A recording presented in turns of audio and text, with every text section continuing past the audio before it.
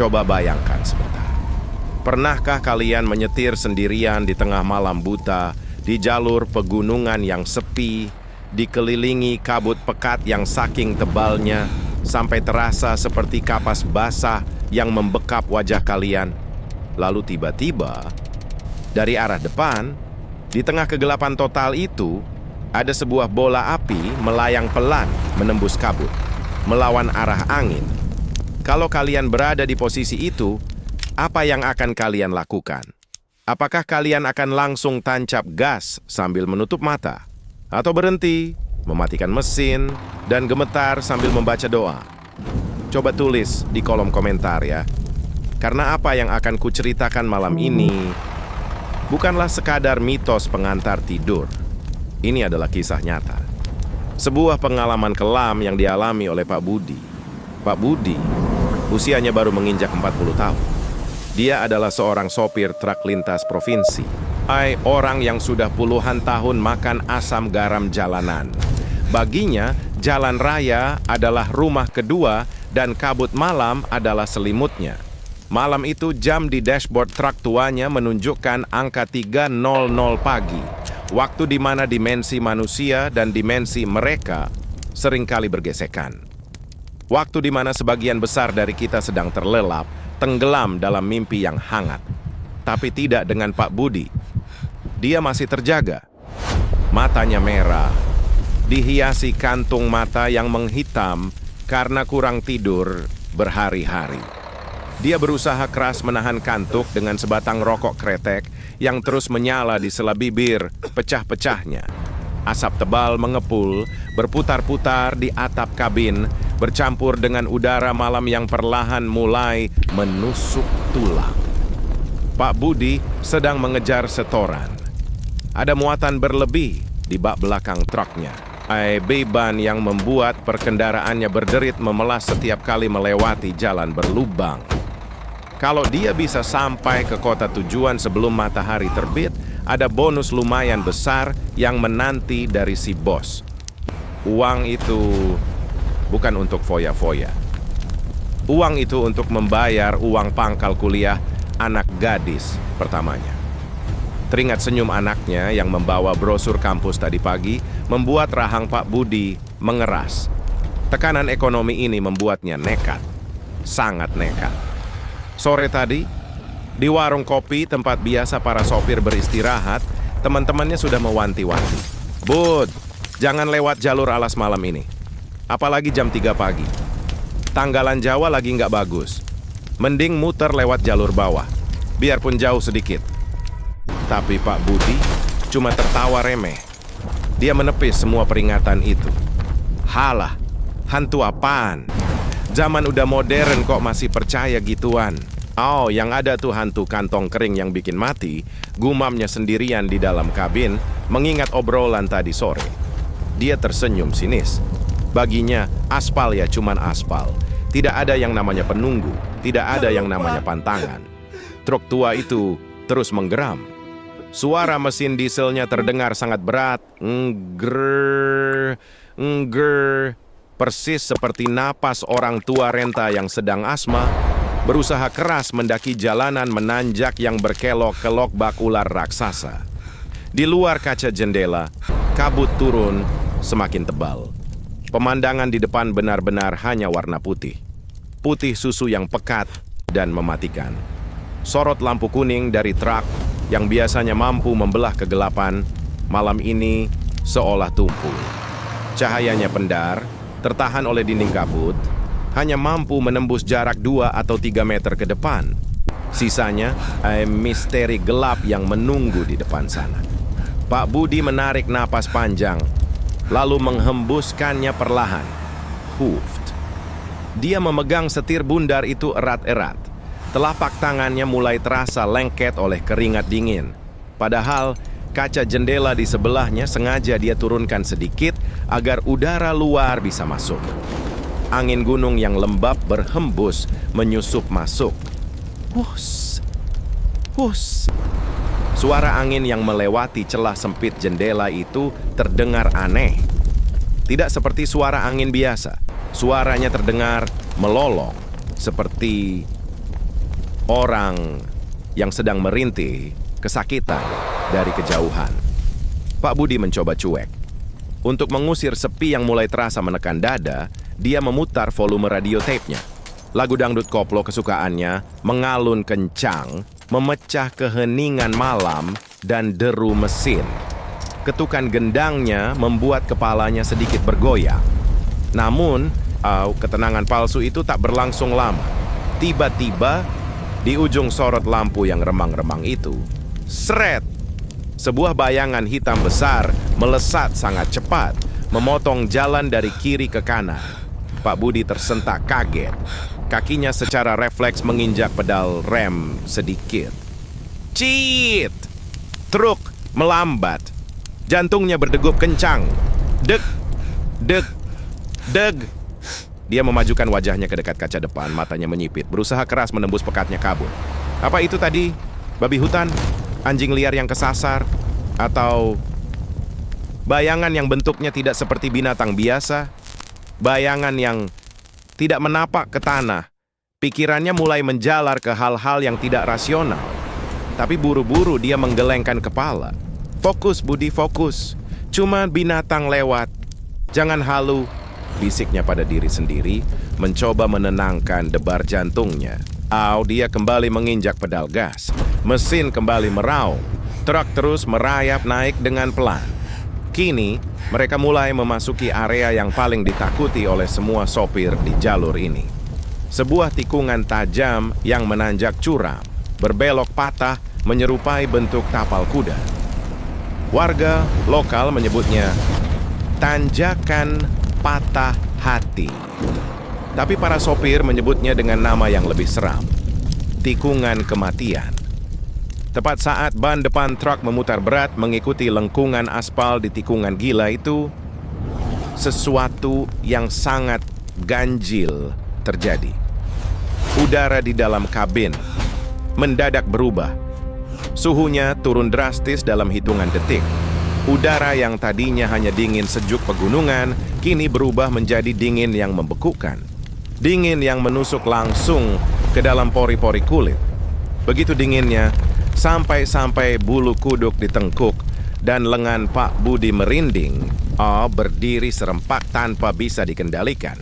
Lagu dangdut yang sedang asik memutar di radio tiba-tiba mendistorsi. Suara kendang dan seruling yang meriah itu perlahan memudar, tenggelam oleh suara kresek-kresek, krek, kersh, krek. Menjadi suara desisan statis panjang yang sangat menyayat telinga. Pak Budi mengernyitkan dahi. Tangannya terjulur, berniat mematikan tombol radio yang rusak itu. Tapi tangannya terhenti di udara. Jari-jarinya kaku. Karena tepat di saat radio itu mati menyisakan desisan pelan, telinganya menangkap sebuah suara lain. Dari arah kursi tempat tidur kecil di belakang kemudinya, tempat yang dia tahu pasti kosong, melompong. Terdengar suara tarikan napas. Ha! Napas yang sangat berat, serak, basah, dan terasa begitu dekat. Seolah hembusan udara dingin dari napas itu baru saja menyapu tengkuk lehernya. Pak Budi menelan ludah. Susah payah. Tenggorokannya tiba-tiba terasa sekering pasir. Keringat dingin sebesar biji jagung mulai merembes dari pori-pori dahinya, mengalir turun melewati pelipis dan menetes di atas kerah bajunya yang lusuh. Suara napas di belakangnya itu, ha, terdengar sangat konstan, berirama. Dan yang paling mengerikan, suaranya basah, seolah paru-paru si pemilik napas dipenuhi oleh lendir atau darah. Perlahan, sangat perlahan, Pak Budi menggeser bola matanya. Dia tidak berani menoleh sepenuhnya. Dia hanya melirik ke arah kaca spion tengah yang kusam. Matanya membelalak lebar. Jantungnya seakan berhenti, berdetak selama 1 detik penuh. Kosong. Di pantulan kaca spion itu, hanya ada tumpukan terpal tua di atas ranjang kabin belakang. Tidak ada siapa-siapa di sana. Tidak ada wujud fisik yang bisa menghasilkan suara napas seberat itu. Hanya ada bayangan gelap yang bergoyang mengikuti guncangan truk. Kucing! Palingan kucing liar nyusup pas bongkar muat tadi. Gumam Pak Budi dengan bibir yang gemetar hebat. Dia berusaha membohongi dirinya sendiri. Memaksa otaknya mencari alasan logis. Padahal dia tahu pasti.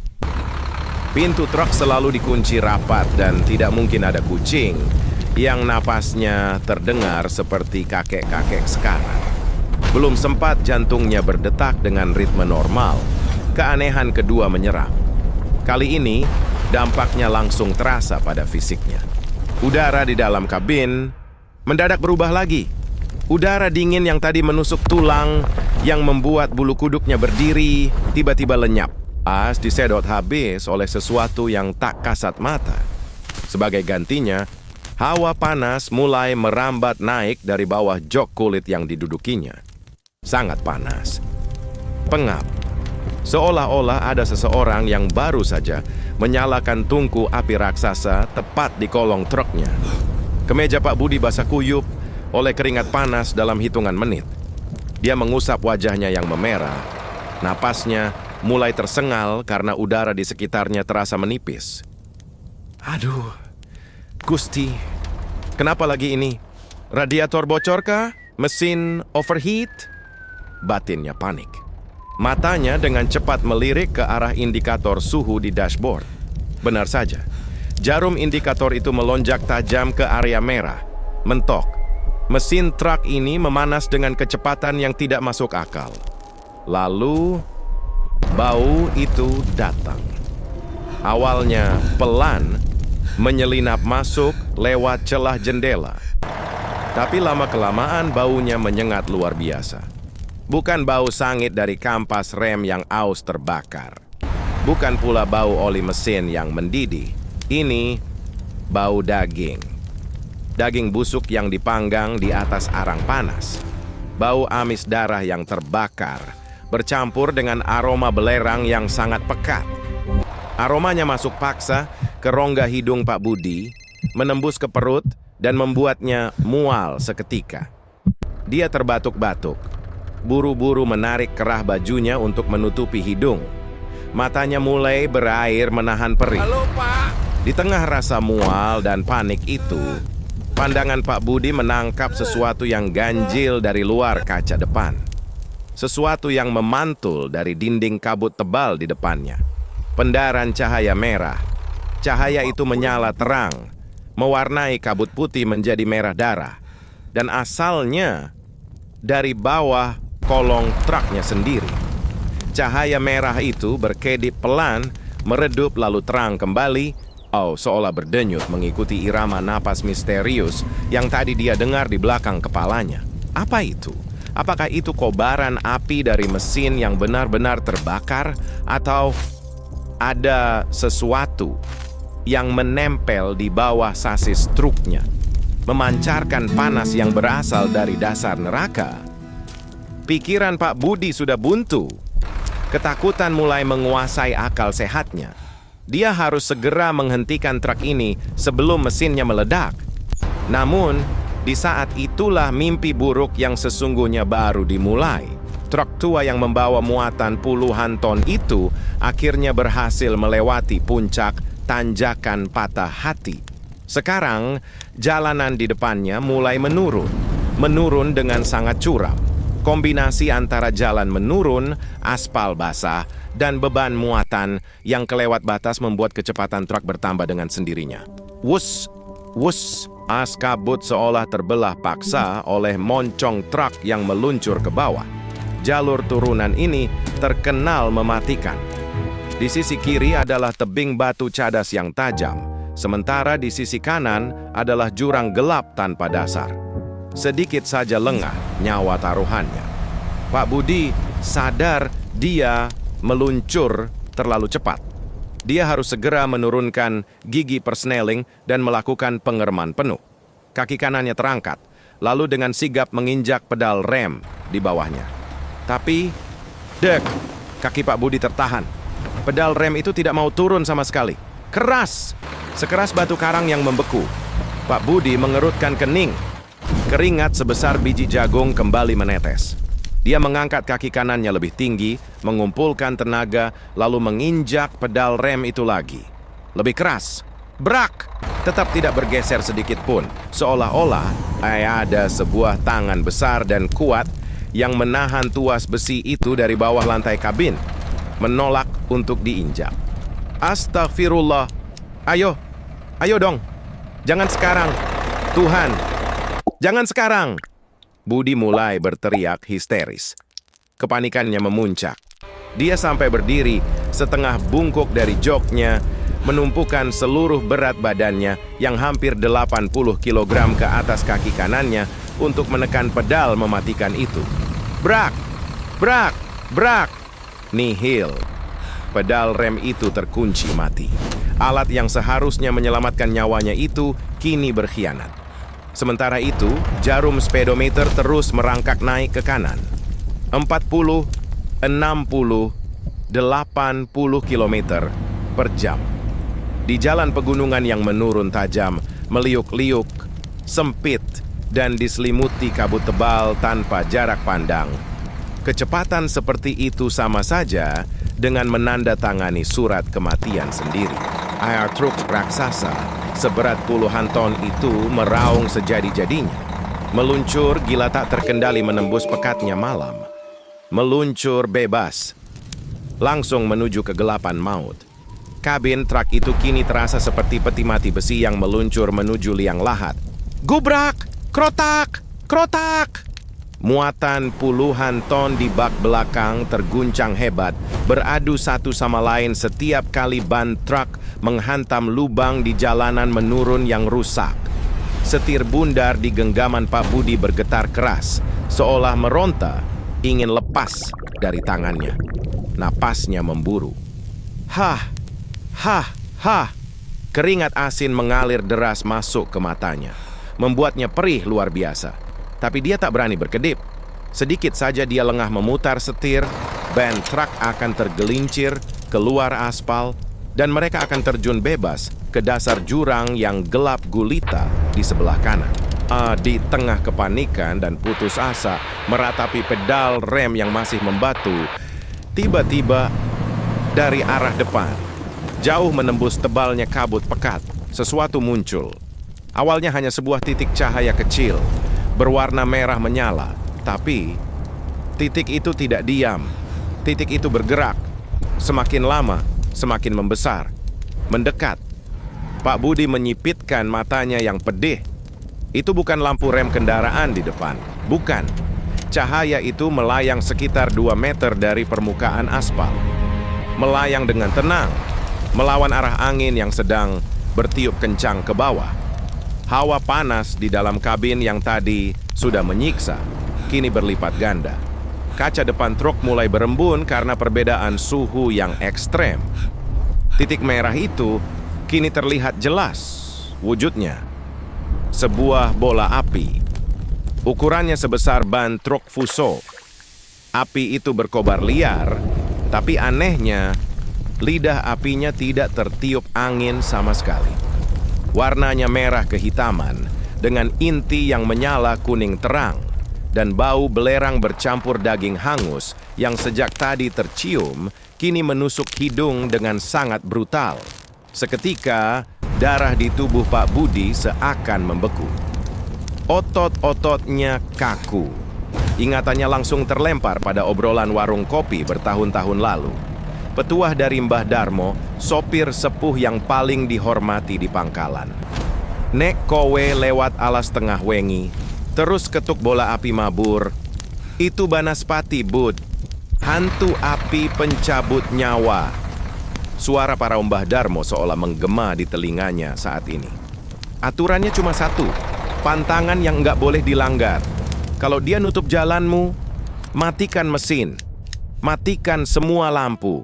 Tarik rem tangan, nunduk sedalam-dalamnya ke bawah setir, tutup mata, dan jangan pernah berani menatapnya.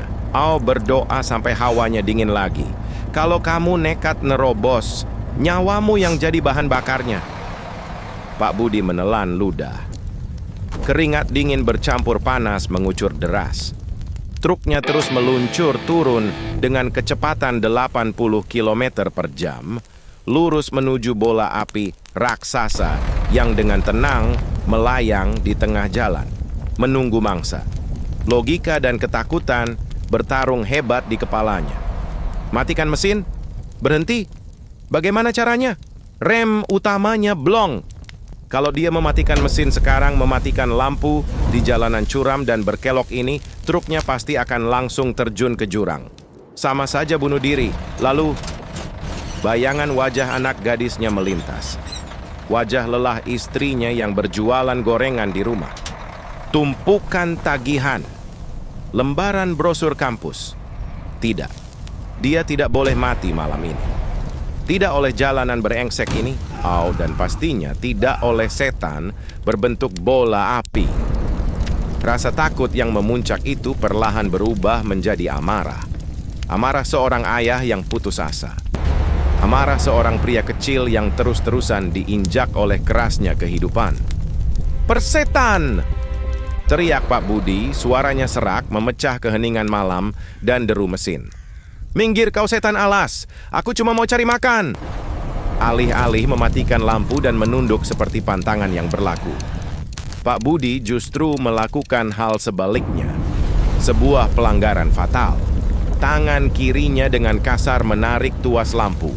Cetak, lampu jauh, high beam, menyala terang benderang, menyorot tajam tepat ke arah bola api itu, menantangnya. Lalu, tangan kanannya menghantam bagian tengah setir.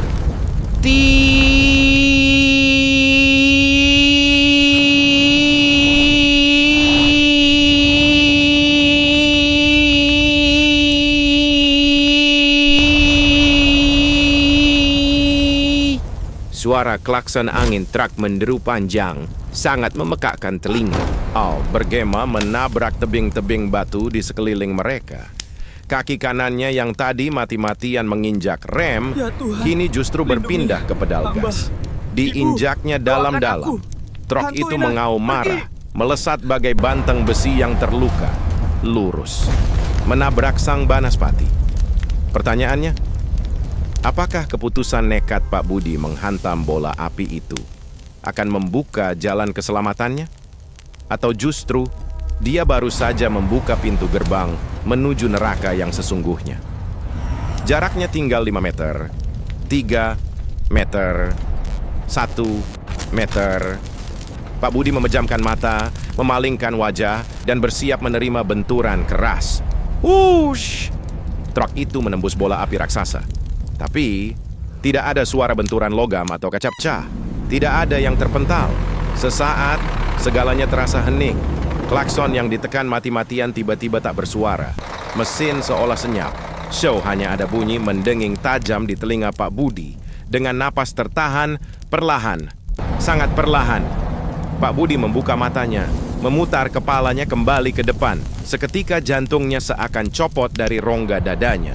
Bola api itu tidak hancur, tidak juga terlempar. Bola api itu kini terbelah menjadi 2 bagian, merapat dan menempel erat dari luar kaca depan truknya. Kobaran apinya tidak lagi berbentuk bulat tak beraturan. 2 kobaran api itu memanjang, melengkung di ujungnya, membentuk ukiran yang sangat presisi. Pak Budi berhenti bernapas. Mulutnya menganga tanpa suara. 2 bola api yang menempel di kacanya itu adalah sepasang mata raksasa. Mata yang menyala merah terang, menatap langsung ke dalam manik mata Pak Budi dengan tatapan kebencian yang sangat-sangat purba. Waktu seakan berhenti berdetak. Deru mesin truk raksasa itu mendadak terdengar sangat jauh. Menggema samar di latar belakang, tergantikan oleh suara gemeretak api yang membakar sesuatu tepat di depan hidung Pak Budi. Di balik kaca depan yang mulai retak-retak rambut karena suhu ekstrem, wujud asli sang Banaspati mulai terbentuk sempurna. Bukan sekadar 2 bola mata raksasa lagi. Api merah kehitaman itu menjalar, meliuk-liuk merayapi seluruh permukaan kaca, membentuk siluet sebuah kepala tengkorak yang terbakar hebat. Lalu, perlahan-lahan, bagian bawah tengkorak api itu terbelah, membentuk sebuah seringai. Senyum yang sangat lebar, sampai ke batas telinga. Deretan gigi-gigi runcing yang menyala kuning terang terlihat jelas di balik seringai itu. Makhluk itu tertawa. Tapi tidak ada suara tawa yang keluar. Hanya ada suara desisan panas. Aha! Dan hawa neraka yang langsung merembes masuk lewat pori-pori kaca depan. Udara di dalam kabin kini bukan lagi panas, tapi membakar. Krek! Krek! Krek! Kaca depan truk pelan-pelan melepuh. Ya, melepuh. Kaca tebal yang dirancang untuk menahan hantaman batu itu kini meleleh seperti plastik murahan yang dibakar korek api. Tetesan kaca cair mulai mengalir turun ke atas dashboard, meninggalkan jejak hitam pekat yang berasap dan menyebarkan bau plastik gosong yang sangat menusuk paru-paru. Pak Budi tidak bisa bergerak. Tubuhnya terkunci rapat ke jok kemudi. Tangan kanannya masih mencengkeram setir dengan kaku, sementara matanya tak bisa lepas dari tatapan iblis api di depannya. Bukti nyata itu kini ada di depan matanya. Mitos yang tadi sore dia tertawakan di warung kopi, kini sedang menyeringai, menempel di truknya. Oh, bersiap menelan nyawanya bulat-bulat. Rasa sesal yang teramat sangat tiba-tiba menghantam dada Pak Budi. Jauh lebih keras dari hantaman benda fisik manapun. Di detik-detik yang terasa seperti keabadian itu, pertahanannya runtuh. Air mata akhirnya jebol dari pelupuk mata Pak Budi yang memerah. Mengalir deras, bercampur dengan keringat panas, membasahi pipinya yang kotor oleh debu jalanan. Tangisnya tak bersuara, tercekat oleh udara panas yang membakar tenggorokan. Gusti, apa yang sudah kulakukan? Jerit batinnya, pedih, merintih dalam keputusasaan yang absolut. Kenapa aku sombong sekali? Kenapa aku menantangnya? Ampuni aku, Gusti. Ampuni aku. Pikirannya melayang jauh menembus kabut malam, meninggalkan jalur pegunungan jahanam ini, melayang pulang ke rumah kecilnya yang berlantai semen kasar. Dia melihat bayangan istrinya, sedang tertidur kelelahan di kursi plastik, menunggunya pulang membawa sisa uang jalan untuk beli beras. Dia melihat bayangan Rini, anak gadisnya, tersenyum bangga sambil memegang brosur pendaftaran kuliah. Maafkan Bapak, Nduk. Bapak gagal, Bapak enggak bisa pulang. Isak tangis Pak Budi pecah. Bahunya bergetar hebat. Uang tambahan, bonus muatan, setoran berlebih. Semua angka-angka sialan itu kini tidak ada artinya sama sekali. Nol besar. Ribuan lembar uang tidak akan bisa mendinginkan api yang sedang membakar truknya ini. Semuanya tidak sebanding dengan nyawanya. Tidak sebanding dengan kesempatannya untuk sekadar duduk makan malam bersama keluarganya lagi. Tapi, alam gaib tidak mengenal kata maaf bagi mereka yang sudah lancang melanggar pantangan. Kesombongan harus dibayar tuntas. Banaspati itu semakin mendekatkan wajah apinya ke kaca. Seringainya makin lebar, seolah menikmati setiap detik keputusasaan yang memancar dari mata Pak Budi. Sementara itu, tanpa disadari Pak Budi yang sudah pasrah dan buta oleh terang dan panasnya kobaran api, ban kiri truknya sudah melenceng keluar dari aspal jalan yang menurun tajam. Gerasak! Roda-roda raksasa itu menggilas tanah basah dan kerikil di pinggir tebing. Halo, Pak. Di depan sana, kabut menyembunyikan kenyataan yang mengerikan. Hanya ada tikungan patah dan jurang gelap yang menganga sangat lebar. Menunggu benda bertonton itu terjun bebas ke dasarnya. Truk yang kehilangan kendali itu meluncur deras menuju kekosongan, membawa kecepatan mematikan. Panas di dalam kabin mencapai puncaknya. Kulit wajah dan tangan Pak Budi terasa seperti ditarik paksa dari dagingnya. Lalu, momen itu pun tiba. Perang, ya! Kaca depan truk meledak berkeping-keping. Tak kuat lagi menahan suhu neraka dari luar. Pecahan kaca panas berhamburan ke dalam kabin seperti hujan peluru tajam. Dan bersamaan dengan ledakan itu, sosok iblis api raksasa tersebut menyergap masuk. Lidah api yang sangat besar menjilat ganas, langsung menerkam ke arah kursi kemudi tempat Pak Budi terduduk kaku. Pak Budi hanya memiliki waktu sepersekian detik. Secara refleks, dia melepaskan tangannya dari setir dan mengangkat lengan kanannya tinggi-tinggi untuk menutupi wajahnya dari amukan api yang menyambar. Arga! Satu jeritan melengking yang sangat panjang, penuh rasa sakit, dan teramat memilukan terdengar membelah pekatnya kabut malam.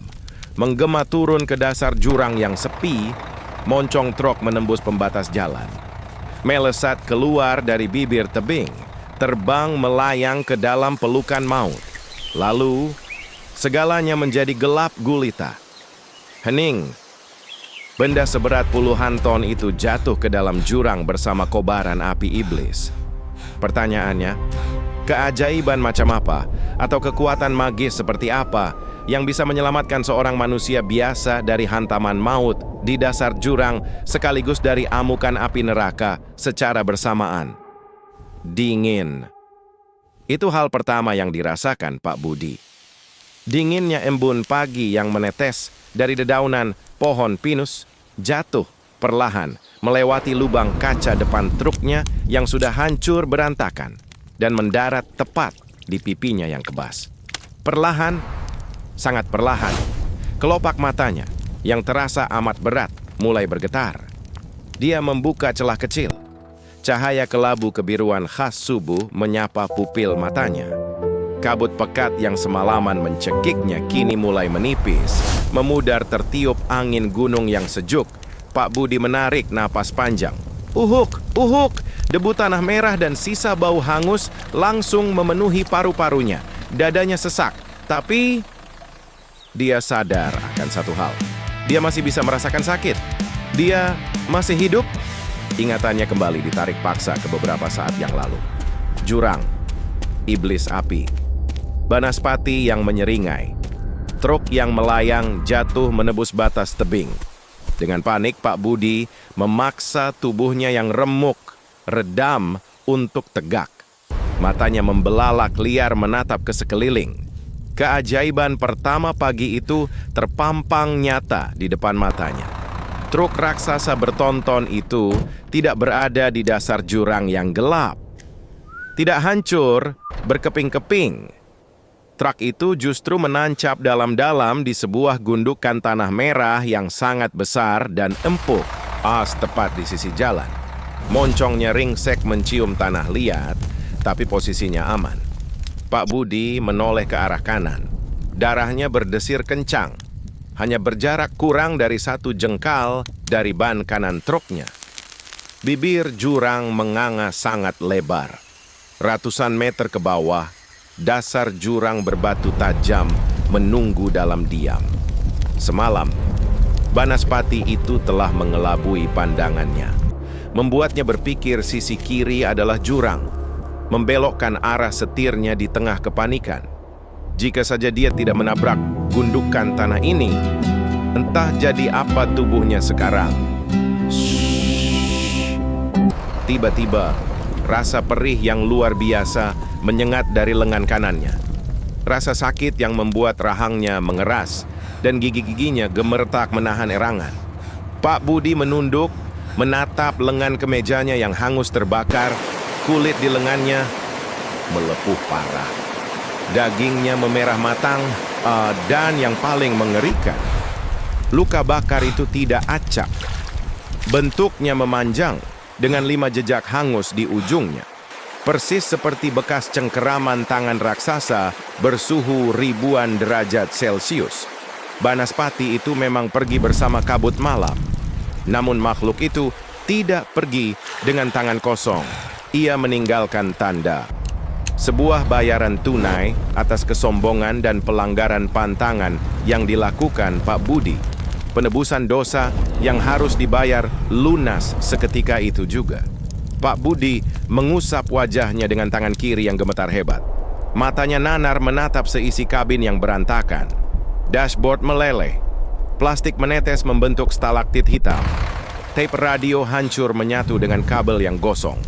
Namun, di sudut dashboard yang menghitam itu, ada satu benda yang membuat napas Pak Budi terhenti. Sebuah lembaran kertas kecil yang dilakban seadanya. Kertas itu tertutup jelaga hitam yang tebal. Pinggirannya sedikit hangus dijilat lidah api, tapi bagian tengahnya ajaibnya masih utuh. Itu adalah foto istri dan anak gadisnya, tersenyum lebar ke arah kamera. Senyum yang semalaman hampir saja tak akan pernah bisa ia lihat lagi. Melihat senyum itu, pertahanan terakhir Pak Budi benar-benar hancur lebur. Pria berbadan besar dan keras kepala itu menundukkan kepalanya dalam-dalam ke atas setir yang bengkok. Dia menangis, meraung-raung di tengah kesunyian pegunungan pagi itu. Tangisnya bukan lagi tangis ketakutan, melainkan tangis penyesalan yang teramat dalam, sekaligus tangis kelegaan yang tak terkira. Alhamdulillah, Gusti Allah. Terima kasih. Terima kasih masih memberiku umur. Isaknya berulang-ulang. Suaranya parau dan pecah menahan perih di lengannya. Semua obsesinya tentang uang bonus, setoran lebih, muatan berlebih. Semua menguap tak bersisa terbawa angin subuh. Dia menyadari satu kebenaran mutlak yang sering dilupakan manusia saat dikejar ambisi duniawi. Tidak ada gunanya segepok uang jika ragamu hancur di dasar jurang. Uang kuliah Rini masih bisa dicari dengan cara lain, berutang pun tak apa, asalkan dia masih bernapas. Karena bagi istri dan anaknya di rumah, harta yang paling mahal bukanlah uang hasil menyetir semalaman, melainkan kepulangan sang ayah dengan selamat. Dengan tangan kiri yang masih bergetar hebat, Pak Budi merogoh saku celananya, mengeluarkan ponsel tuanya yang layarnya retak 1000. Sinyal di gunung itu timbul tenggelam, tapi dia memaksakan diri menekan tombol panggil di nomor kontak bertuliskan istriku. Nada sambung berbunyi panjang. Tut, tut. Halo Pak, Assalamualaikum. Tumben subuh-subuh udah nelpon? Udah sampai mana? Suara lembut istrinya dari seberang sana terdengar begitu nyata, begitu menenangkan. Seperti air pegunungan yang menyiram jiwanya yang semalaman hangus, terbakar di neraka. Mendengar suara itu, tangis Pak Budi kembali pecah. Dia tak mampu merangkai kata, bibirnya bergetar hebat. Bapak, Bapak pulang Bu. Bapak selamat, Bapak mau pulang. Hanya itu kalimat yang bisa keluar dari tenggorokannya yang serak, diiringi isakan tangis yang memilukan sekaligus melegakan. Pagi itu, di atas lintasan maut pegunungan berselimut sisa kabut, seorang ayah menemukan kembali nyawanya dan jiwanya yang sempat tersesat. Luka bakar berbentuk cengkeraman tangan di lengan kanan Pak Budi itu, tidak pernah bisa hilang. Meski sudah diobati bertahun-tahun, bekas luka itu membentuk keloid yang menebal dan menghitam. Tapi Pak Budi tidak pernah berniat menyembunyikannya di balik lengan baju panjang. Baginya, luka itu adalah sebuah pengingat abadi. Pengingat bahwa di dunia ini, kita hidup berdampingan dengan hal-hal yang tak kasat mata. Ada batasan yang tak boleh dilewati, ada pantangan yang harus dihormati, dan di atas segalanya, luka itu selalu mengingatkan Pak Budi pada satu hal, bahwa tidak ada satupun nominal uang di dunia ini yang sepadan dengan nyawa, dan tidak ada tempat tujuan yang lebih indah selain kembali ke pelukan keluarga yang menunggu di rumah.